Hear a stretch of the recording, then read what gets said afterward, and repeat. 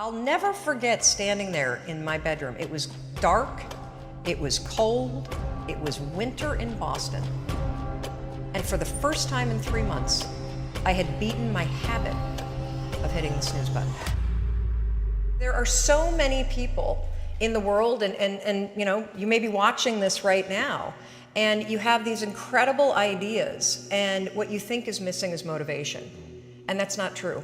Because the way that our minds are wired, and the fact about human beings, is that we are not designed to do things that are uncomfortable or scary or difficult. Our brains are designed to protect us from those things because our brains are trying to keep us alive.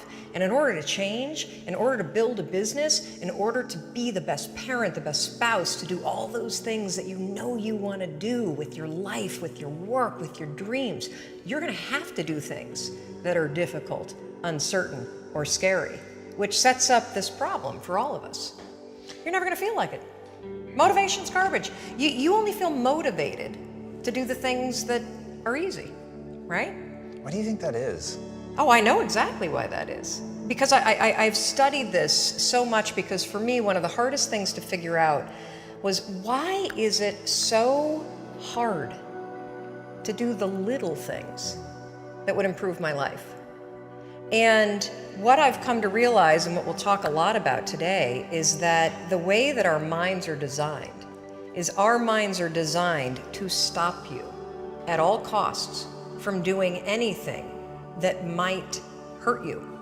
And the way that this all happens is it all starts with something super subtle that none of us ever catch. And that is with this habit that all of us have that nobody's talking about. We all have a habit of hesitating. We have an idea, you're sitting in a meeting, you have this incredible idea, and instead of just, saying it, you stop and you hesitate. Now, what none of us realize is that when you hesitate, just that moment, that micro moment, that small hesitation, it sends a stress signal to your brain. It wakes your brain up, and your brain all of a sudden goes, oh, wait a minute, why is he hesitating? He didn't hesitate when he put on his killer spiky sneakers. He didn't hesitate with the really cool track pants. He didn't hesitate with the NASA t-shirt. Now he's hesitating to talk, something must be up. So then your brain goes to work to protect you. It has a million different ways to protect you. One of them is called the spotlight effect. It's a known phenomenon where your brain magnifies risk. Why? To pull you away from something that it perceives to be a problem. And so you can truly trace every single problem or complaint in your life to silence and hesitation. Those are decisions. And what I do, and what's changed my life, is waking up and realizing that motivation's garbage. I'm never going to feel like doing the things that are tough or difficult or uncertain or scary or new. So I need to stop waiting until I feel like it. And number two, I am one decision away from a totally different marriage, a totally different life, a totally different job, a totally different income, a totally different relationship with my kids. Not like one decision, I'm divorcing you in the marriage example, but one decision on, you could be having a conversation with your spouse and you feel your emotions rise up, and within a tiny window, those emotions can take over and can impact how your marriage goes. Or you can learn how to take control of that micro moment and make a decision to act in a way that actually shifts your marriage. Your life comes down to your decisions, and if you change your decisions, you will change everything. I was 41 years old. I was unemployed. My husband had started a restaurant business, which was his dream. This is actually a funny story. When he got laid off from a big job in high tech, and I think he was really relieved. You know how a lot of us wait to quit our jobs and then we get laid off and we're like, yes. And he said, I'm not going to look for a job. I'm going to go into the restaurant business. And I think I said the most famous lines of our marriage at that point. I looked at him and I said, listen, buddy, inspiration is for strangers. You get your butt back to that job and you pay the mortgage. And again, micro moment where I'm being a jerk instead of being a supportive wife. But that's an example of where, when he said he was not going to go get a job, but he was going to start a business, the first thing that was there was fear. Right. And so fear was making the decision for me. God, I love that you can share that though. That's so powerful. Well, so what happened is the first restaurant was a home run. And of course, what do you do when things are successful? You grow it. You grow it really big. And so they decided to raise some money. And we threw in our home equity line, the kids' college savings. They tried to open a second and a third, and at the same point, a grocery store chain encouraged them to go into wholesale. So it basically got way too big, way too fast, and the wheels started to come off. And they came off so badly that the second restaurant failed, and they held on to it for too long, like a lot of us do. It's another trick our brains play on us called sunk costs. When you throw a ton of time and a ton of money at something, it's really hard to let go of it. And if you haven't done it in business, we all have a relationship in our past, stayed way too long. That was a trick your brain played on you. So by the time that they closed the second restaurant, it was an $800,000 loss. I mean, that meant our entire home equity line gone. Right. It meant kids' college. I get just choked up just thinking about how terrifying it was. And so I found myself at the age of 41, like just feeling like a complete failure. And so did Chris. And to make it worse, not only had we lost all of our savings, but so many friends and family members had invested. And so there was this real tension between the truth of what was happening and what you had to do in public, because it was a public business. Shame, failure, embarrassment, and the liens started to hit the house. The phone started to ring, and it was nothing but collection calls. And I just remember feeling this tremendous shame. And at some point, I think we all hit that moment in life where things just are not going how you thought they would go. And what's amazing about those moments is we all respond very differently. So my husband, he would spring out of bed and he would head right out that door, 6 o'clock in the morning, and he would go meet his partner, and they would go to the bank and they would dig right in and they would face their problems head on. And he's also a smart guy. I mean, he did not want to be in the house when yours truly woke up, because I was a raging bitch at that point in our lives. And the reason why is because when you're scared and you're afraid and you're jealous and you're overwhelmed with emotion, it is so much easier to point the finger at other people. That's a decision, by the way. Sure. One you may not be aware that you're making, but you're still making it. So what would happen to me is the exact opposite. Is Chris would be gone, the alarm would go off at 6 o'clock in the morning, and I would lie there. And I would think about the lien on the house, and I would think about the bankruptcy that we were facing, and I would think about how much we had fought the night before, and I would think about the fact that I was unemployed, and I would hit the snooze button. I mean, why would you get up when your life is like that? Why would you? I mean, I needed confidence, I needed courage. I was so tapped out. And you know, in the scheme of life, hitting the snooze button is not that big of a deal. But here's the thing about life. None of us wake up and say, today is the day I destroy my life. What we do is we kind of check out because it feels overwhelming. Or we check out because we're afraid. Or we check out because we start listening to self-doubt, and then we make these teeny tiny decisions all day long. We don't even realize it. Decision to not get up on time, a decision to not eat the right thing, a decision to snap at your kids, a decision to not speak in a meeting, a decision to not look for a job, a decision to not deal with your finances, a decision to not call your parents, like whatever it is. All day long, these tiny decisions that take you so far off track. And then you wake up like I did, and you look at your life and you think, how the hell did I get here? And more importantly, how do I get back over there? And you have no idea. And so I was so trapped. And I know from your story, you felt the same way. Like you knew that there was more in store for you, but you couldn't figure out, how do you close the gap?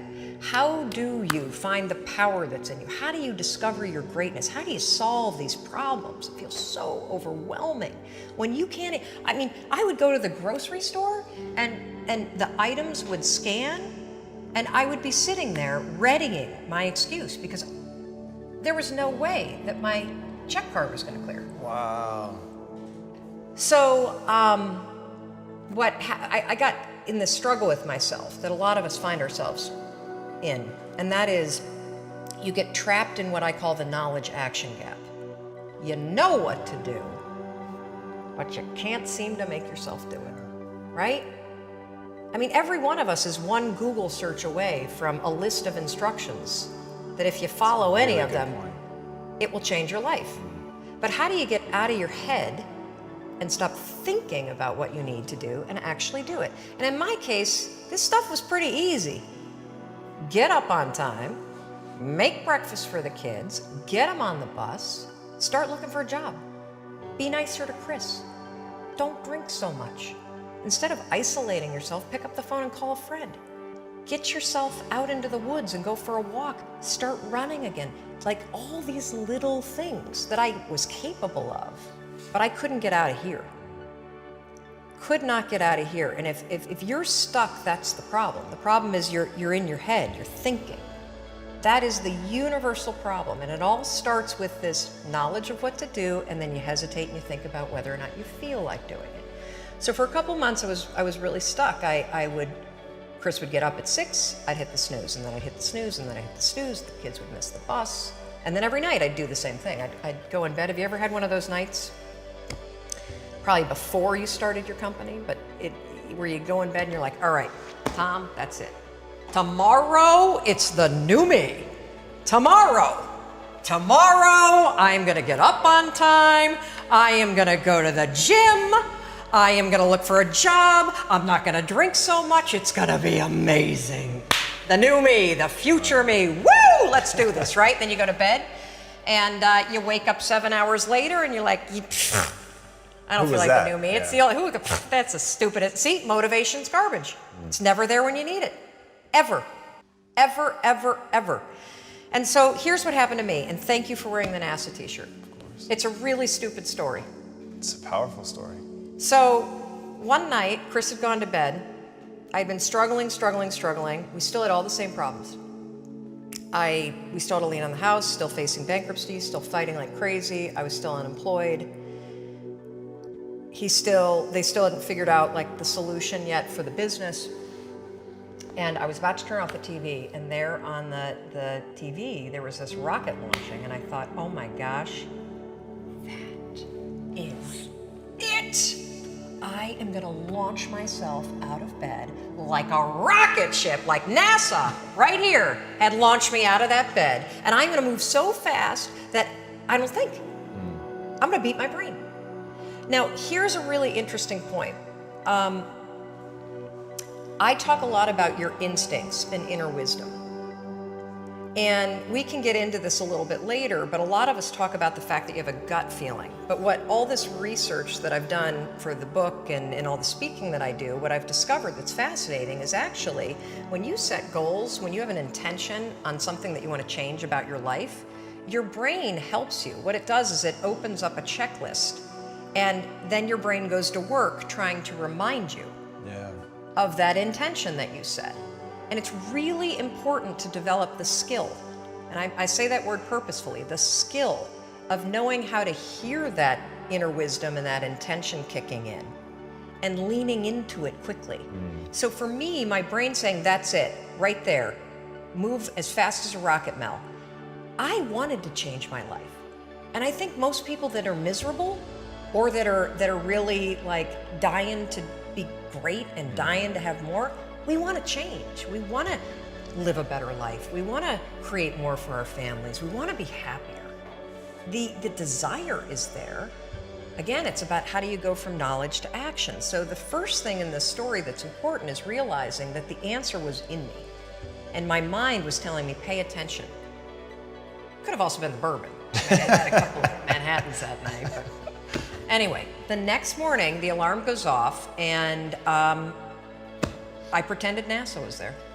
It's the stupidest story. I literally went 5, 4, 3, 2, 1. I counted out loud, and then I stood up. And I'll never forget standing there in my bedroom. It was dark, it was cold, it was winter in Boston. And for the first time in 3 months, I had beaten my habit of hitting the snooze button. I couldn't believe it, and I thought, wait a minute. Counting backwards? That is the dumbest thing I've ever heard in my entire life. Well, the next morning I used it again and it worked. The next morning I used it again and it worked. The next morning I used it again and it worked. And then I started to notice something really interesting. There were moments all day long, just like that 5-second moment in bed, where I knew, knowledge, what I should do. And if I didn't move within 5 seconds, my brain would step in and talk me out of it. Every human being has a 5-second window, might even be shorter for you. You have about a 5-second window in which you can move from idea to action before your brain kicks into full gear and sabotages any change in behavior. Because remember, your brain is wired to stop you from doing things that are uncomfortable or uncertain or scary.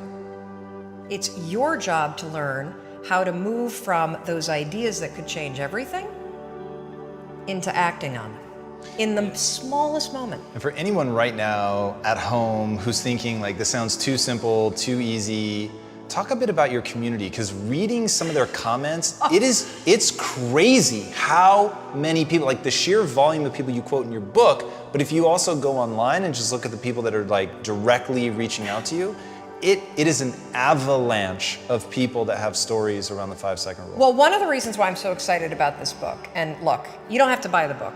This is an idea that you can use. It's free. It's backed by science. More than 8 million people around the world have discovered it. And you know, you're talking about the number of people. We've heard from more than 100,000 people in 80 countries that are using this rule. We know of 11 people who have stopped themselves from killing themselves using this rule. I saw one of those outreaches. Yes, there's a guy, Steve, that wrote to us who was a veteran. He was suffering from post-traumatic stress disorder. He boarded a ferry overseas with the intention to jump over. He walked over to the railing and his inner wisdom kicked in. In that moment, the 5-second rule, 5, 4, 3, 2, 1, counting backwards, moved away from the railing, asked for help, saved his life. His story has inspired countless other people that have heard me in the speeches that I give around the world about this one tool. And so, you know, the thing that's so cool about this, and I should tell you the science behind it, because I'm going to be honest with you, it is stupid. Had I ever thought that I would find myself 8 years after discovering it, spending my days telling people about the 5-second rule? First of all, I would have picked a different name, because it reminds you of the one where you have to like pick up food within 5 seconds off the floor, right? It was my secret weapon. This was something I did. I never intended to tell anybody, because I went from getting up on time and waking up on time to shaking up my entire life.